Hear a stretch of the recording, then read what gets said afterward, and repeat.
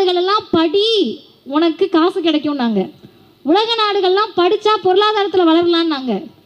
இந்தியாவில் பல மாநிலங்களில் படித்தனா உன்னை வளர்த்துக்கலான்னாங்க.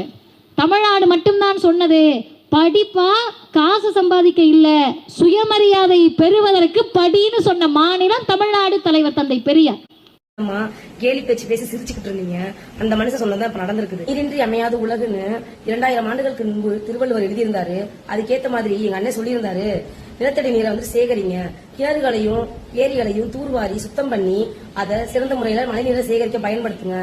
நீர் நம்ம மனித வாழ்வியலுக்கு மிக மிக அன்றாட தேவைகள்ல ஒண்ணு அப்படின்னு சொல்லிட்டு அவர் எவ்வளவோ உன்னை விட 8 எடுப்பான் கேட்பேன், 10 பதமா கேட்பேன். நானு என்ன இருக்கிற அனைத்து கெட்ட வார்த்தையும் நான் பேசுவேன். இது எத்தனையோ பேர் பார்த்திருப்பான், புரியுதா? இவ பெரிய புடிங்கி, இவ பெரிய நொட்டி வந்து உன் கால நாங்க வந்து விடணுமா? அவசியமாயிரு, எங்களுக்கு அவசியமாயிரு. பொறுமையா சொல்லின்னு இருக்கிறேன்னு பாக்குறியா? ஒரு கட்டத்துக்கு மேல பொங்கி எழுந்துருவேன். என்னை பத்தி உனக்கு தெரியாது. என்ன ஒரு கட்டத்துக்கு மேல வயிறா வேணாச்சுன்னு போட்டு பொல பொலன்னு பொழந்து விட்டுருவேன், புரியுதா?